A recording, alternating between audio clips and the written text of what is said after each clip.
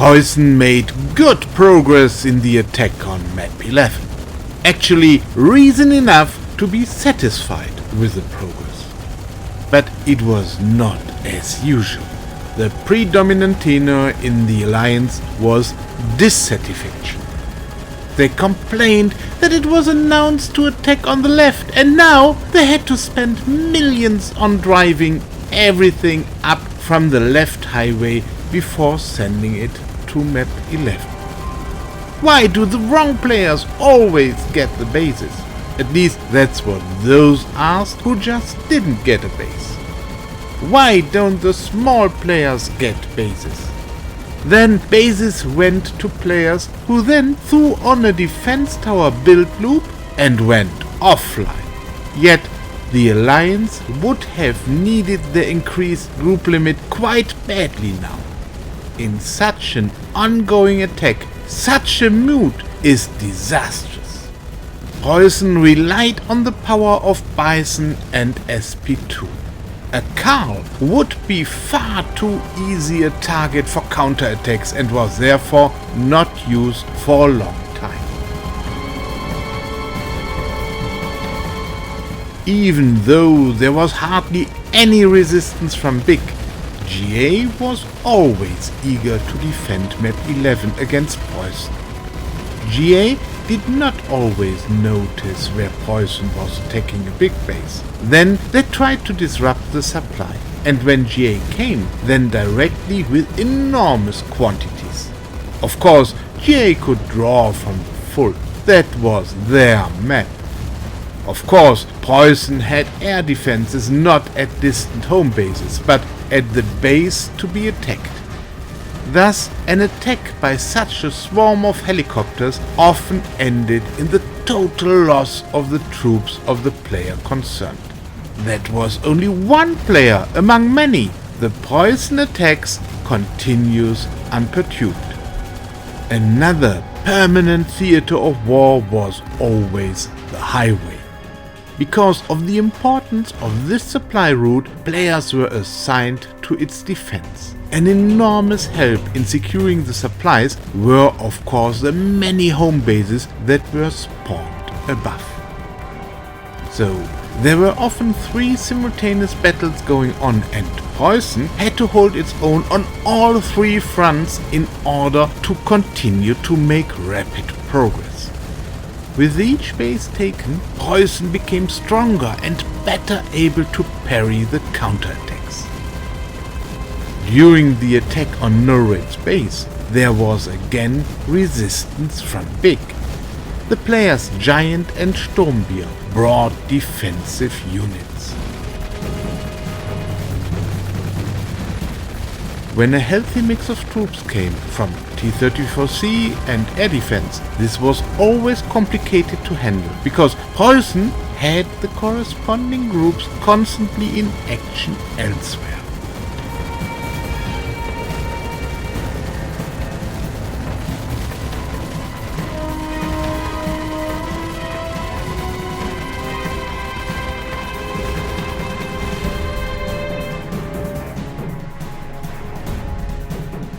GA had by now realized that the weakness of Big was a risk for GA on map 11.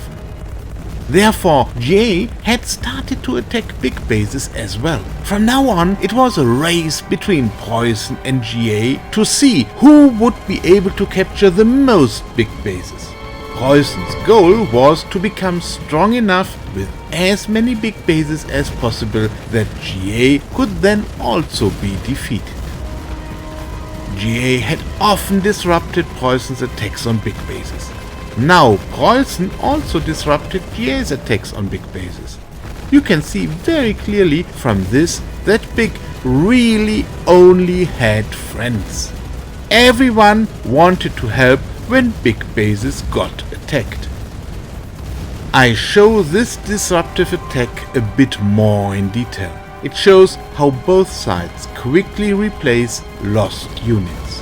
In doing so, GA could fall back on troops coming from the rear, while Preussen had to bring everything across the highway.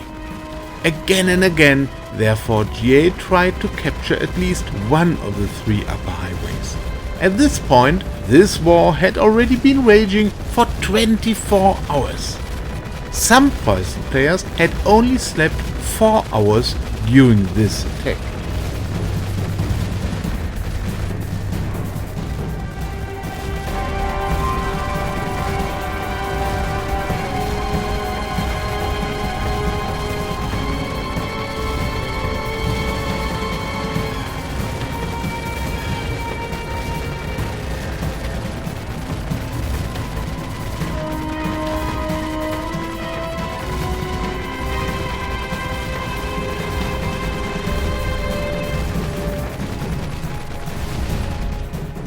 Then GA tried to capture a freshly conquered base. This had only 11 defense towers and was thus a vulnerable target on the border of the GA settlement area. Preussen was completely surprised by this attack and had no suitable troops there. From the deployment of Demo's SP6, one can see how desperate the initial reaction to the attack was. The use of individual groups in the defense was ineffective.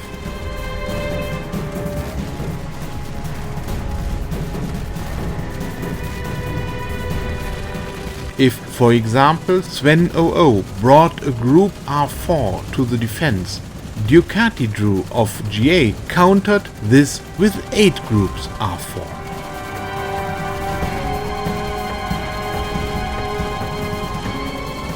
Preussen therefore had to show patience, calmly gather its own troops and then rush to the aid of the attack base in sufficient strength. Olista, for example, also arrived with 8 groups R4 and was able to clean up properly in front of the base.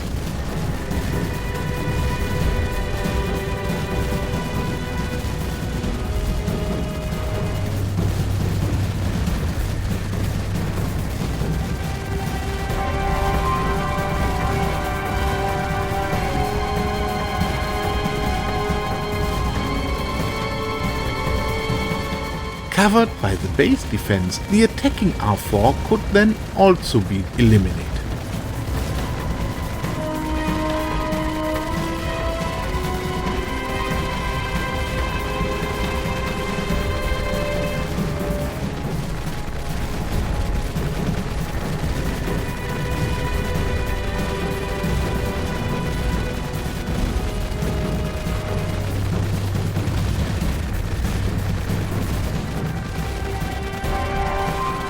In the end, the base survived with 7 defense towers.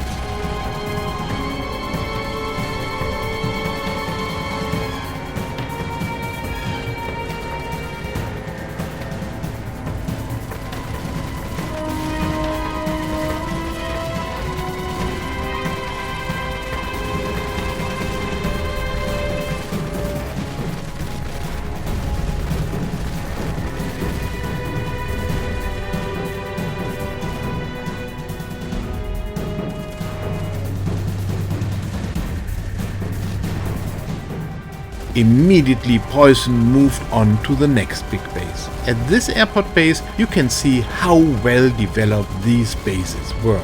One must not compare the attack on such an established map with attacks on newcomer maps, where most bases have a few defense towers only. Even in the middle of this attack on David 001, GA kept attacking the previously captured base. Unfortunately, the owner of the base had only a building loop running, was not online and thus could not speed up the construction of the defense towers. In the meantime, the base on the right edge could be captured. This freed up troops that could now be deployed elsewhere.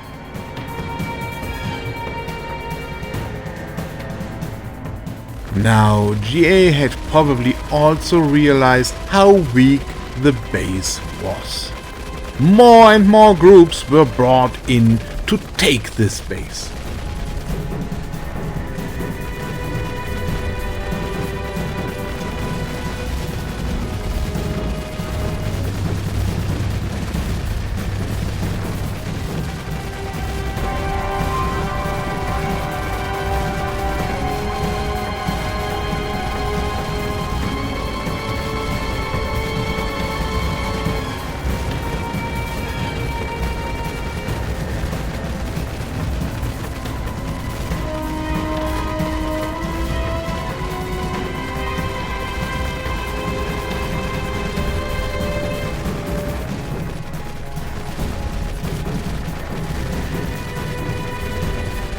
When 18 groups of IL-2 arrived, Preussen had nothing to oppose them with. In any case, it is difficult to defend a base whose owner is offline. Such behavior did not exist in the past with Preussen. Those who take a base when conquering a new map make a moral commitment to the alliance to expand it very quickly and to use the larger group limit immediately for the alliance. These values of the Preussen alliance were somehow lost. The base was then also lost.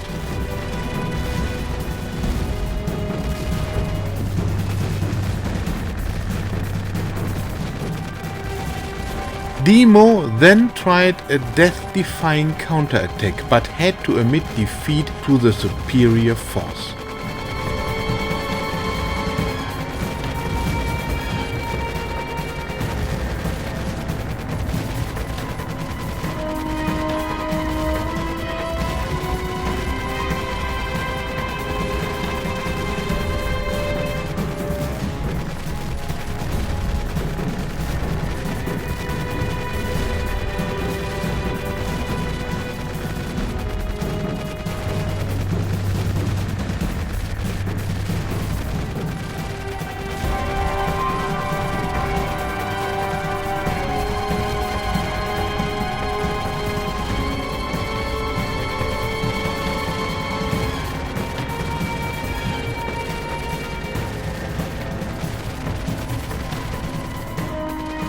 Soon, there were so many GA troops in front of the base that a recapture was out of the question. On the left, GA continued to attack Big. Every base that fell from Big to GA would only be much more difficult for Preussen to take. But with a troop build-up, this could not be prevented.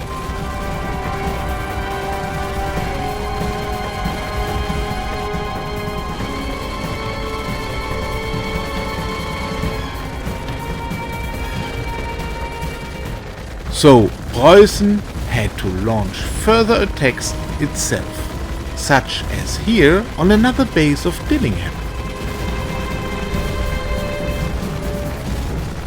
Mainly due to the deployment of many groups of SP2, these attacks were quick and successful.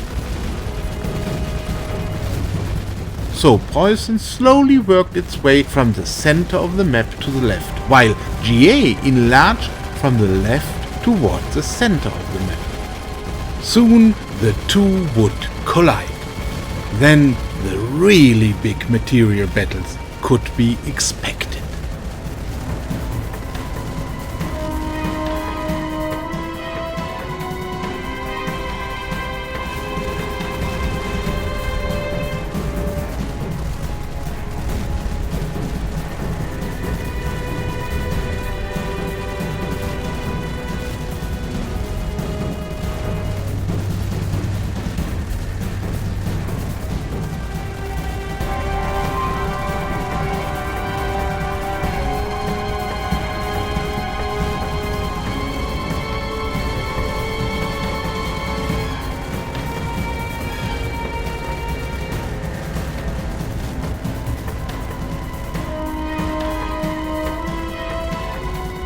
Above all, Preussen wanted to be fast in order to capture as many bases as possible and thus to have enlarged their own group limit before the big showdown would start.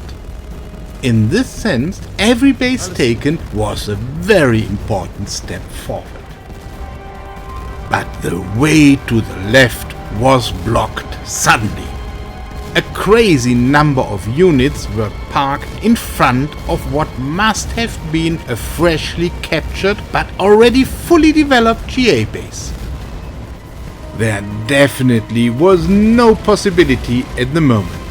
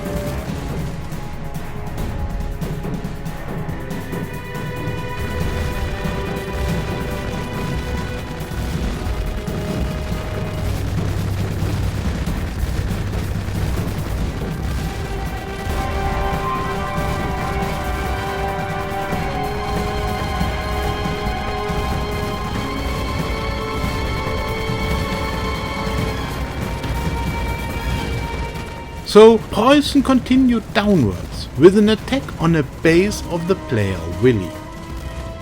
GA anxiously left many of their own troops in the protection of the nearby base, although the quantity would certainly have been sufficient to thwart PREUSSEN's attack on the big base.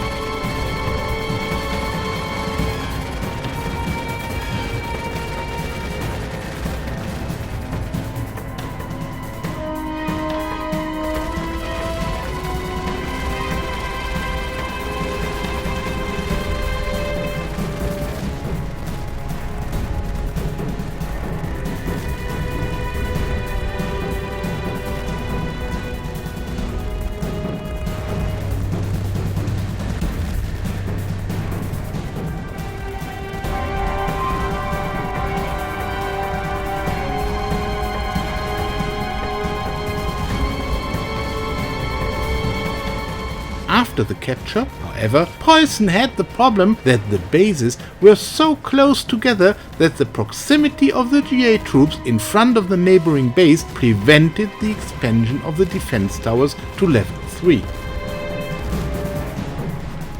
By now it was midnight on Saturday night.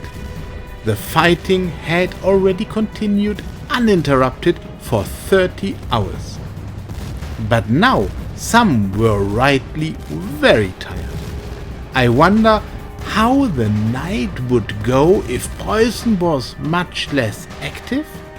That and more will be revealed in the next episodes of this little series. See you soon!